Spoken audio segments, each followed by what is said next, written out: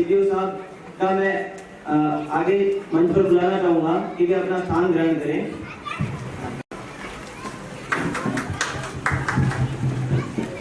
अब इस कार्यक्रम या अभिभावक सम्मेलन की अध्यक्षता के लिए मैं श्रीमान राजेंद्र जी परमार साहब को आगे बुलाना चाहूंगा।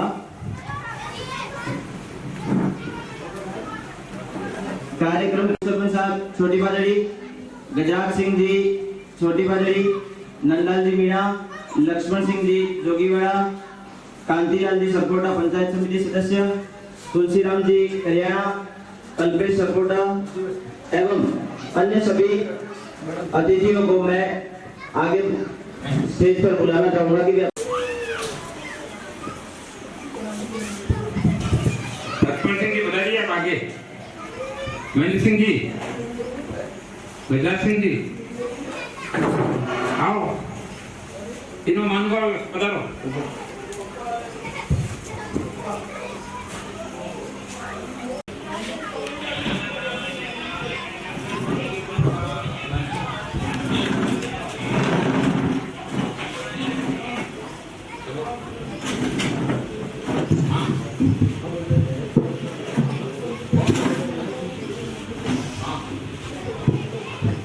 आज के अभिभावक सम्मेलन का मुख्य विषय है कि किस प्रकार से हम छात्रों को अपने जीवन में अच्छे एवं सुखद परिणाम की ओर अग्रसर करने के लिए क्या क्या योजनाएं बनाएं, किस प्रकार से हम उनको क्रियान्वित करें। यह सब जिसमें आप सभी ने अपना कीमती समय यहाँ पर दिया वो हमारे लिए बहुत ही अमूल्य है। आप सभी अपने कार्य वगैरह छोड़ते भी आए होंगे, लेकिन आपके बालकों के सुंदर भविष्य के लिए आप यहाँ पर बधाई, वहाँ हमारे स्कूल के लिए बड़े खर्च का विषय है।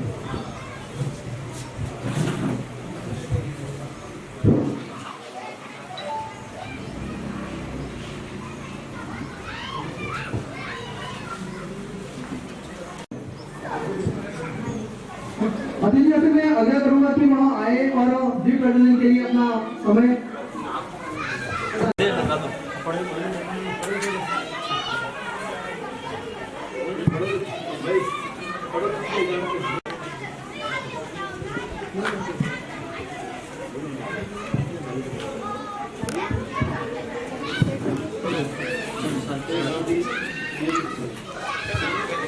इतनी शक्ति हमें दे दाता, उनका विश्वास कमजोर होना।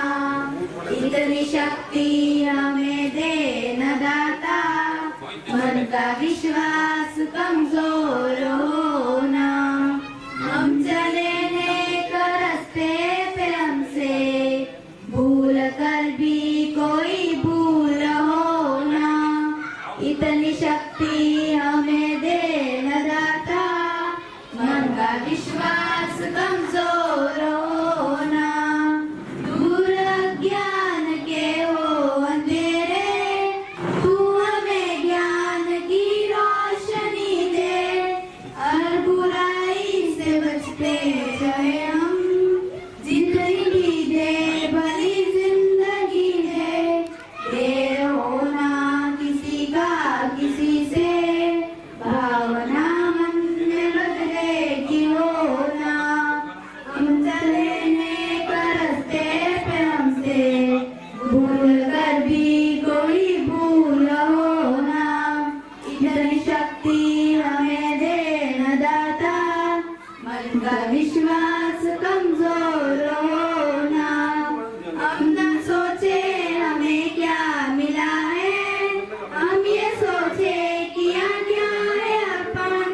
फूल खुशियों के बाटे सभी को, सबका जीवन बन जाए मधुबन। अपनी करुणा का जल तू बहा के, कर दे पावन हर एक मन होना। हम चले नेक रास्ते पे हमसे भूल कर भी कोई भूल होना। इतनी शक्ति हमें दे न दाता, मन का विश्वास कमजोर होना। तो अब कार्यक्रम को आगे बढ़ाते हुए मैं श्रीमान जी व्यास साहब को आगे बुलाना चाहूंगा। उनका साफा पहनाकर एवं शॉल द्वारा स्वागत अभिनंदन किया जाएगा।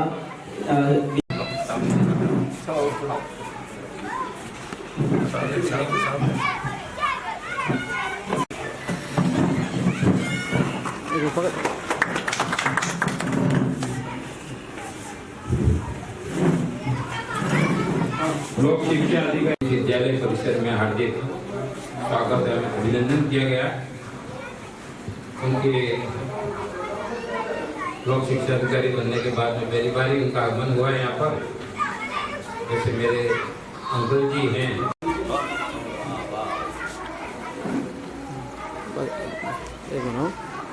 मैं आपको बच्चे को इंग्लिश सिखाना आया हूँ और मैं आपके सामने हिंदी में बात कर रहा हूँ। सबसे पहले जो डायस पर बैठा हुआ चीफ गेस्ट और मेरे सामने जो बैठा है हमारा जो परिवार का जो लोग, मैं आपको हमारा लोटस का परिवार मानता हूँ, सबको मैं स्वागत करता हूँ और धन्यवाद देना चाहता हूँ। हमारा जो पीछे हमारा डायरेक्टर्स तो श्री अमर किशोर जी व्यास और नरेंद्र कुमार जी व्यास जो सपोर्ट हमको दे रहे, और उसके बाद मैं थैंक देना चाहता हूँ मेरा जो स्टाफ यहाँ का जो स्टाफ बैठा हुआ है, मेरा जो 16 जो स्टाफ मेरा सब जो काम कर रहे, अगर उनका सपोर्ट नहीं तो सारी दुनिया की विश्वास यही था लोटस गिरने वाला है। जब मैं छुट्टी के बाद आया हूँ 103 बच्चे थे लोटस में, जो रोड है 350 बच्चे। तो उसके बाद स्टाफ के अलावा मैं आपको जो मेरे सामने जो बैठा आपको भी मैं थैंक देना चाहता हूँ, क्योंकि आपके घर पे हम आया, आपको कुछ कहा, आप हमारा बात मान लिया। जो पुराना बच्चे वापस आपने लोटस को में रखा है, जो नया बच्चे को भी आपने बहुत सारे नए बच्चे आ गया, इसलिए हम वापस खड़े हुआ। अभी मैं आपको यही कहना चाहता हूँ, वापस लोटस को गिरना और इंसान का काम नहीं है, सिर्फ भगवान का। सो बाकी मैं एक चीज आपको कहना चाहता हूँ, अभी इस 2 महीने के अंदर मेरे को पता है लगभग दुर्गापुर में सभी प्राइवेट स्कूल से मैं कॉन्टेक्ट में हूँ। ये मैं आपको वादा करना चाहता हूँ, भले आपके जो बच्चियां हमारे साथ सुरक्षित रहे।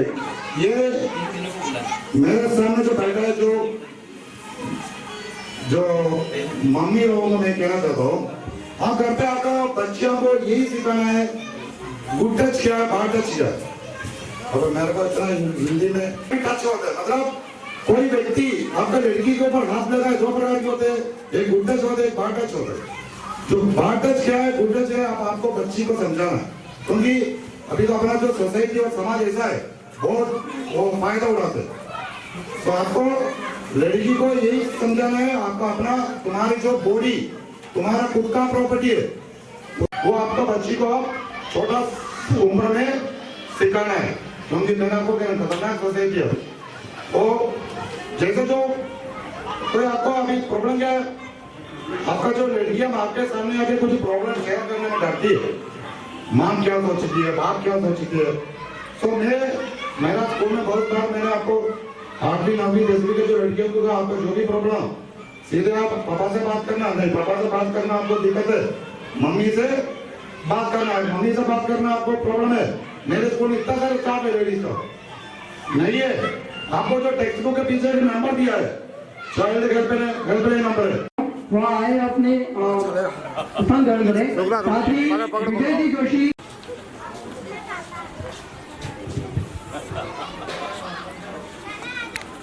हाँ पकड़ रखो 1 मिनट पकड़ रखना। ठीक है, चलो ठीक है।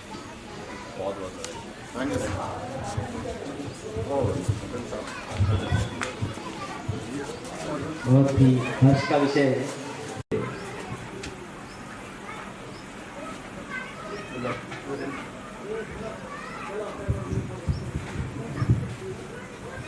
विशिष्ट अतिथि महोदय का इस प्रांगण में आप सभी का हार्दिक स्वागत और अभिनंदन करता हूँ। प्रिंसिपल साहब ने कहा कि मैं कोई नेता जी भाषण नहीं देता हूँ, तो वो शिक्षा के बारे में जो है मंच पर आए लोग कहेंगे, मैं आपका समय ना लूंगा ज़्यादा, पर इतना निश्चित कहूँगा, पिछले समय में मेरे परिवार पर थोड़ा संकट आया, तो संकट में आप सभी जो सामने बैठे हो और मंच पे जो बैठे लोगों ने मुझे संबल दिया, तो निश्चित मैं आधा तौर पर खड़ा हुआ हूं। और आप सभी जो जितने बैठे और मंच पर विराजमान जो है मेरे अच्छे मिलने वाले, मेरे अजीज दोस्त भी है, मेरे से सीनियर भी है, और ये लोग ठान लें कि कमल किशोर व्यास को खड़ा करना है तो कोई मुश्किल काम नहीं है, ये आपके लिए आसान काम है। और मैं इस पगड़ी में जीना चाहता हूँ। मेरे को राजनीतिक जीवन में आप बुलाया कि चुनाव लड़, मैंने चुनाव लड़ा, गरीब की सेवा की, बहुत सारे क्षेत्र में विकास के कार्य किए, विभिन्न पदों पे मैं रहा। और आज अभी भी मेरी इच्छा है कि मेरे क्षेत्र में कुछ शेष काम मेरे बाकी है, आने वाला समय मेरा अच्छा होगा। अच्छा इसलिए होगा कि आप लोग का साथ मिलेगा तो निश्चित तौर पर मेरा समय अच्छा होगा, और मैं कम से कम मेरा विद्यालय चमके, मेरा परिवार चमके, पर परिवार से भी ज्यादा सामने बैठे हुए जो मेरी जनता है, जो अभिभावक है, मेरे मन पे जो बैठे हुए जो मेरे साथी हैं, उनका कोई दुख दर्द हो, कोई समस्या हो सके कि अंतिम मेरे जीवन के जो 5 साल 10 साल जो भी मैं जीऊंगा, आप सब लोग के लिए जीऊंगा। और निश्चित तौर पर मैं पहले खरा उतरा हूँ और आगे भी खरा उतरूंगा, और आप सबका आशीर्वाद रहेगा। मेरे विद्यालय को आने वाले समय में अगर चाहे तो आप छात्रों की संख्या बढ़ाने में आप मुझे ताकत दे सकते हैं। निश्चित तौर पर हमारे विद्यालय परिवार में ऐसा स्टाफ है, ऐसे प्रिंसिपल है, ऐसे संस्थापक है कि आपके बच्चों को निराश नहीं होना पड़ेगा। और यहाँ से निकला हुआ मैं दावे के साथ कहता हूँ कि 80% बच्चा यहाँ से कर्मचारी बनेगा, मैं दावे के साथ कहता हूँ। इतना ही कहकर मैं अपने शब्दों को विराम देता हूँ, और आप इतनी भारी मात्रा में बता रहे तो पुनः आपका आशीर्वाद है विद्यालय पर और मुझ पर बना रहे। इन्हीं के साथ अपने शब्दों को विराम देता हूँ। जय हिंद, जय भारत। मैं आमंत्रित करना चाहूँगा वहाँ भी आए और 2 शब्द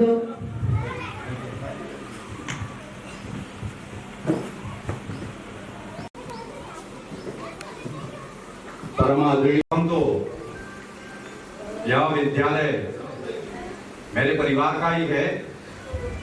मैं आप सबका हृदय से हार्दिक स्वागत एवं अभिनंदन करता हूं। कोई भी विद्यालय हो, उसके आकलन करने का एक तरीका होता है। वो तरीका ये कि उसमें शैक्षिक गतिविधियां क्या चल रही है, उसकी शैक्षिक गतिविधियां क्या चल रही है, और उसका भवन और खेल मैदान, खेल सुविधाएं कैसी है। आप इस विद्यालय लोटस विद्यालय को देखेंगे तो निश्चित रूप से तीनों मापदंडों पे ये खरा उतरता है। आप सबने इस विद्यालय के लिए बहुत ही प्रेम दिखाया है विगत में, और अभी भी आप अपने बच्चों को यहाँ पे भेज करके उनके सुनहरे भविष्य के लिए सभी प्रयासरत हैं। मैं आप सबको निवेदन करना चाहूंगा कि समस्त अध्यापक गण अपने अपने तरीके से आपके बालकों के लिए प्रयासरत हैं, लेकिन उनकी जितनी ही जिम्मेदारी हम सभी अभिभावकों की भी होती है। अगर हम अभिभावक इनके साथ सहयोग करते हैं तो बालक तेज गति से प्रगति के पथ पर आगे बढ़ता जाता है। मैं आपको इतिहास के कुछ उदाहरण बताना चाहूंगा, जिससे आपके ध्यान में आ जाए कि माँ बाप की भूमिका बहुत बड़ी होती है। इस जिम्मेदारी को हमें समझना है, उसका निर्वहन है वो करना है। अमेरिका में एक अश्वेत परिवार, जिसमें 20 संतानें, उसमें विल्मा रुडोल्फ करके एक बालिका का जन्म है वो होता है। परिवार में बहुत ज्यादा सदस्य, किसी सिटी में जाकर के माँ है वो घर का काम है वो करती है, लोगों के घर का कामकाज करके परिवार है वो चलाती है। विल्मा रुडोल्फ जब छोटी थी तो उसको लकवा हो गया। लकवा हो गया तो बच्ची जब ट्रीटमेंट के लिए ले गए तो डॉक्टर ने कहा कि अब ये विल्मा रुडोल्फ कभी भी चल नहीं पाए और इसके लिए आप सबको धैर्य बनाए रखना है। इसकी प्रगति के लिए कुछ न कुछ प्रयास है वो आप करते रहिए। लेकिन मां ने कहा नहीं, मेरी रुडोल्फ बड़ी भी होगी और इन सभी बच्चों से आगे बढ़ करके इस देश का नाम है वो रोशन करेगी। डॉक्टर के पास ले गई, 50 किलोमीटर सप्ताह में 2 बार 50 किलोमीटर दूर इसको इलाज के लिए ले जाना पड़ता था। साधनों की उस समय बहुत कमी, लेकिन 50-50 किलोमीटर सप्ताह में 2 बार ले जाया करती। 2-3 साल के ट्रीटमेंट के बाद बालिका के हाथ पैरों में थोड़ी सी जान आने लगी और बालिका है वो अब जिद करने लगी कि मुझे भी स्कूल में पढ़ना है, बाकी सब बच्चे स्कूल में जा रहे हैं, मैं भी जाऊंगी। माँ बाप है वो उसको स्कूल में रखते हैं और वो ले जाते हैं, तोप करके ले जाते हैं और वहां स्कूल में पढ़ने के लिए बिठाते हैं। बाकी सब बच्चे छुट्टी होती है दौड़ दौड़ करके बाहर जाते हैं, मैदान में खेलते हैं। बच्ची की इच्छा भी होती है कि मैं भी मैदान में जाऊं, मैं भी जा करके खेल खेलूं, इनकी तरह से दौड़ूं। जैसे ही दौड़ने का प्रयास करती है नीचे गिर जाती है, चोट लगती है। वापस टीचर है उनको हौसला देते हैं, घर पे जाती है। माँ उस चोट को देख करके कहती है बेटा डरना मत, तू तेरी कोशिश है वो जारी, तू एक न एक दिन इन सबसे आगे हो जाए।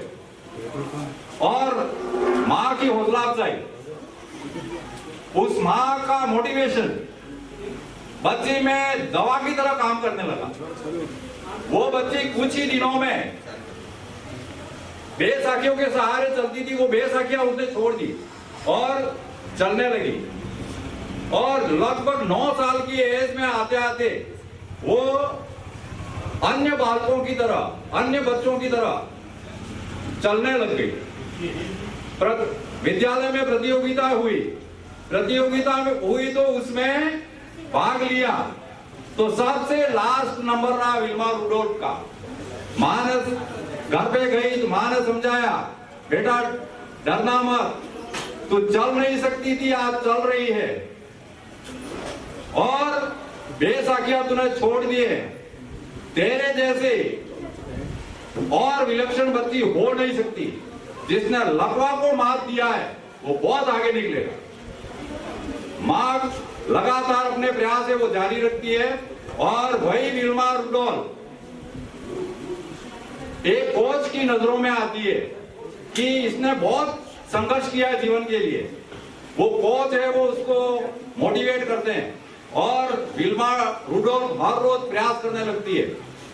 विल्मा रुडोल्फ 14-15 साल की एज होते होते जो अपने स्टेट लेवल की प्रतियोगिता होती है उसमें भाग लेना शुरू कर देती है और वहां से विनर होना शुरू हो गया। कुछ समय बाद जो राज्य स्तर की प्रतियोगिता थी वहां से देश स्तर की प्रतियोगिता में भाग लिया। वहां विल्मा रुडोल्फ नंबर 1 पे रहे और उसके टाइमिंग को देख करके, रेस की टाइमिंग को देख करके उसका ओलंपिक की टीम में चयन हो जाता है और इटली के ओलंपिक हुए थे। उस ओलंपिक में 3 गोल्ड मेडल, पूरे विश्व की प्रतियोगिता होती है ओलंपिक, उसमें 3 गोल्ड मेडल उस विल्मा रुडोल्फ ने जीते। 100 मीटर की दौड़, 200 मीटर की दौड़ और 400 मीटर की दौड़ में वो पूरे विश्व में सर्वश्रेष्ठ। तो जो बच्ची कभी लकवा के कारण से चल नहीं पा रही थी, वो अपने माँ बाप के प्रयास से दुनिया की सबसे तेज महिला कहलाने लगी। तो माँ बाप बहुत कुछ कर सकते हैं।